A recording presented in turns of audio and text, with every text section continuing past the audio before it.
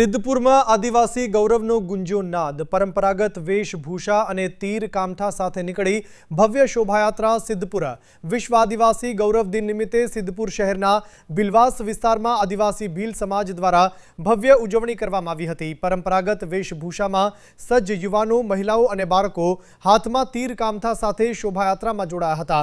ડીજેના તાલે વાજતે ગાજતે નીકળેલી શોભાયાત્રાથી સમગ્ર શહેરમાં ઉત્સાહ અને ઉમંગનો માહોલ જોવા મળ્યો હતો। આ પ્રસંગે ભગવાન બિરસા મુંડાને યાદ કરી તેમની પ્રતિમાને પુષ્પાંજલિ અર્પણ કરવામાં આવી હતી।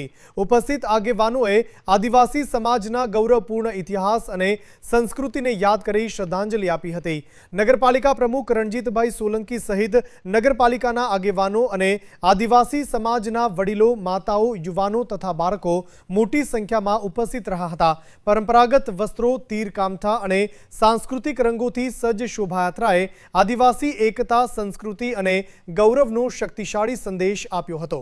રિપોર્ટિંગ સુનિલ સે, સિદ્ધપુર પ્રકોપ ન્યૂઝ।